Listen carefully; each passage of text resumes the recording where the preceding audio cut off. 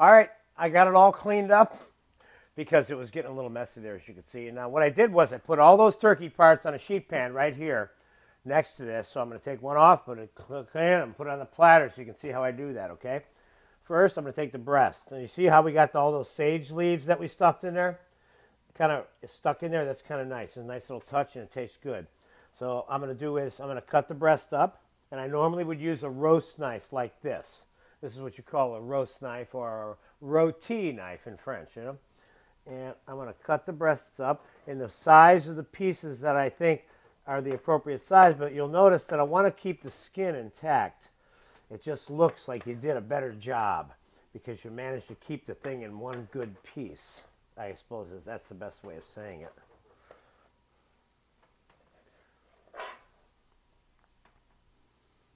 Cut her up. You can cut it thin too if you want, thinner than this. I think this is about the right size piece, you know, about like that, you know.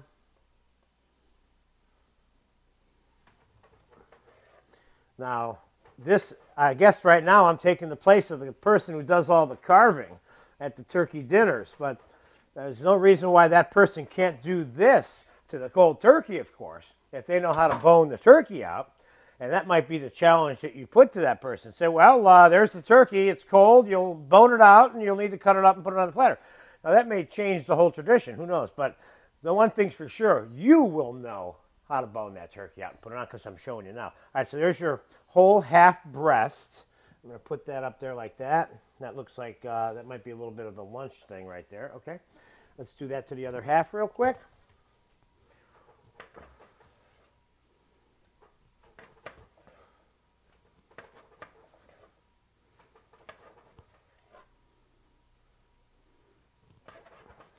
Now, you may want to take your skin off, but I kind of like having the skin on. It kind of makes it look like a roast turkey. It's got some skin on it, a little brown. It's got some color.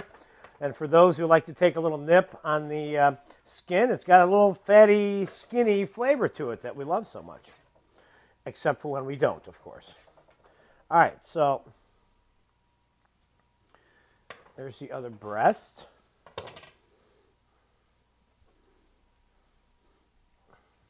There's another way of picking stuff up, too. You just use your knife. Okay, so there's your two breasts tucked away on that platter. And let's do the legs. We're switching knives for the legs. We're going to a boning knife. This, you cut right down through here. And you get here, and it's a little bit like the other. You just pull it apart. You see that joint right there? Boom. Now there's your drumstick. Now a lot of times people will want to leave the drumsticks intact and put them on the tray. This tray might be a little small for this turkey, but I'll tell you what we might do here. We may do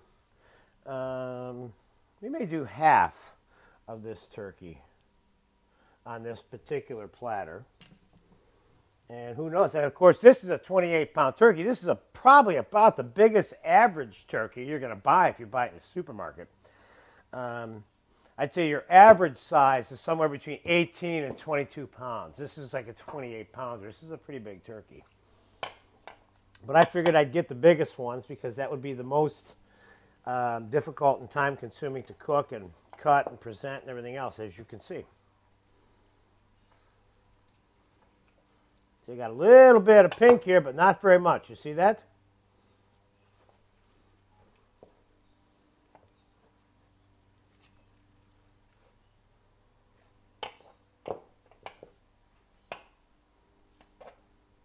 I have a tendency, whenever I'm doing this, because I'm going to make stock, is I get a little bit less concerned about leaving a little bit of parts on the bone, because I wanted that bone to go into that stock pot like that, and I want to have a little bit of meat on there too if I can. So we're going to put one drumstick on this tray, and now here's the thigh, which is be considered to be the best of the dark meat, besides the oyster, of course, you know, which I pointed out to you before. So I would cut this up in some decent sized pieces like that.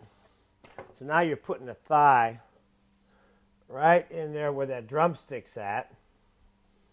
And here's the other part of the thigh. We'll put that right in there with that.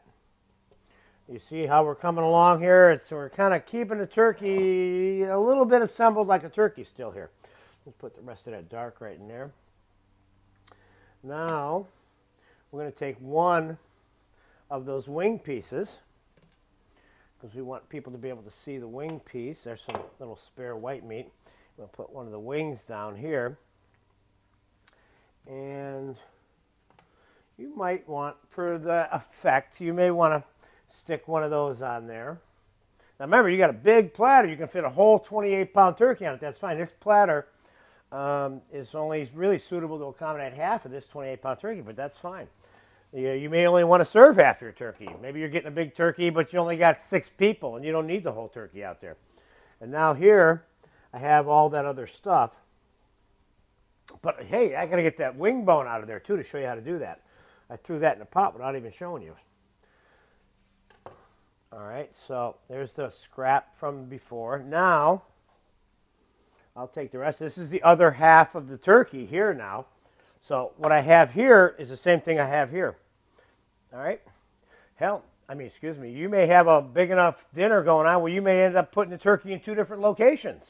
You got 15 people over, 1 platter might not work for it. Maybe 2 platters with a half turkey on each on different ends of the table is the way to go.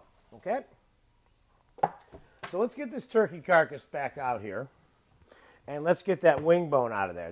The wishbone.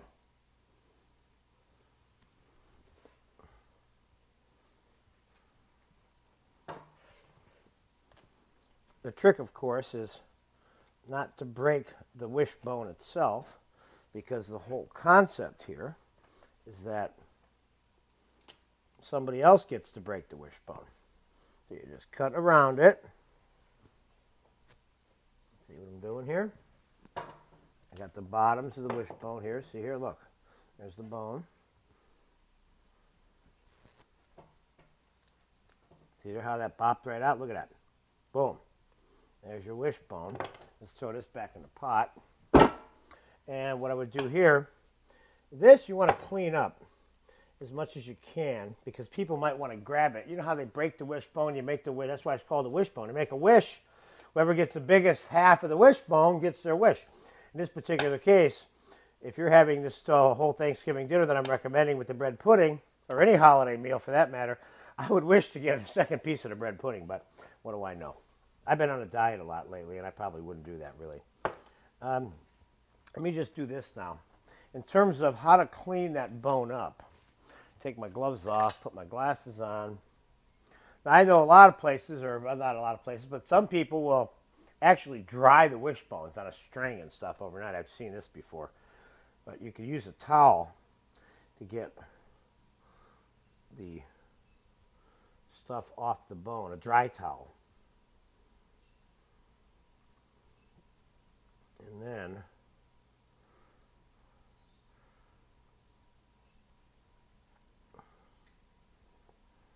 now get the rest of that little.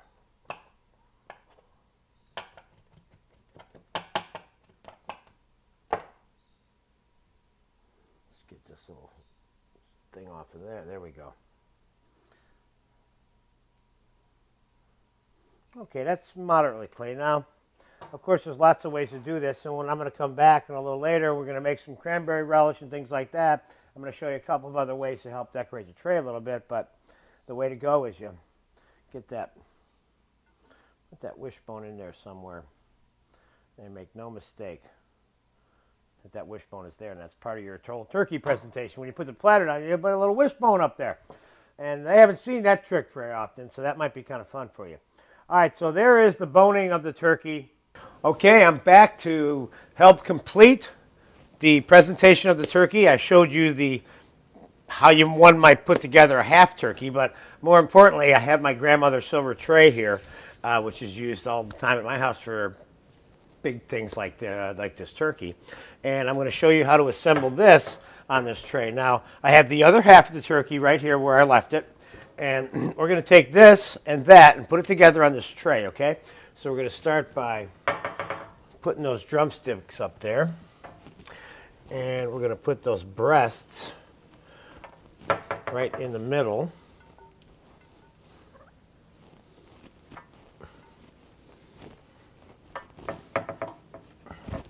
And we're going to put those wings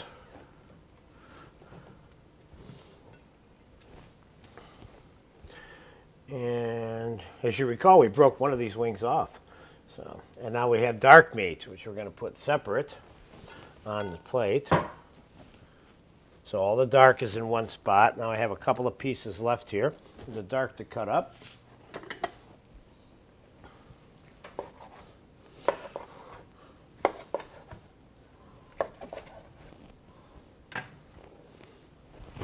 More dark. More dark.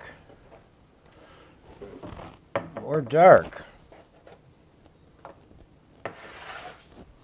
Now, here's your whole turkey boned out on the tray. Now, this particular tray, and if you should have anything this size, or maybe you'll do it in halves like I had it over here. Let's get that wishbone up in there because that's part of the garnish here at the end. You could even stick that wishbone right in the middle there. So, I could take this entire tray, just like it is, and put it in the oven. Maybe plastic wrap it a little bit of foil, just enough to heat it up if I wanted to do it that way, okay? But what I'm going to do is, just to show you a little bit of the completion process is, I'm going to take a little bit of this cranberry. I'm going to put a little cranberry on here with some orange. Trying to keep it simple, but still good. The important thing is that it's delicious and that it's easy to eat.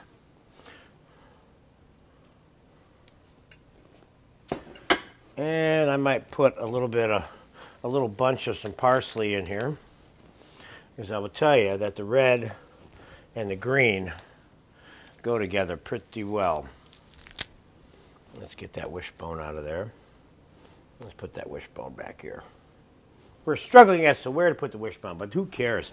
The important thing is that your people see it, and it's just cool, you know? So I have a little bit of parsley here.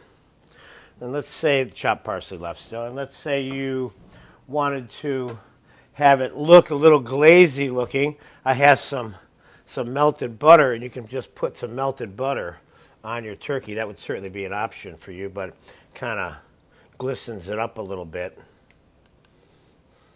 And God only knows, I guess there's no such thing as having too much butter, but it depends who's eating it and for what the occasion is. So there I have a boned out pre-roasted turkey. If you don't have a tray like this that you can put it on, put it in the oven to heat it up, you can heat it up on the sheet pan and then take it out when it's hot and use your, like your flipper type spatulas to pick up the food and set it on the tray very carefully, and it's easy to do it that way too. I've done it a number of different ways. This is just one way. But the most important part about this particular lesson is making your turkey in advance, how to bone the turkey if you should choose to do it that way. Of course, the people who do all the carving on Thanksgiving may be very upset, so you might want to be careful about that. But I love it this way, and I hope you get a chance to enjoy it this way too. So have a great day with your turkey.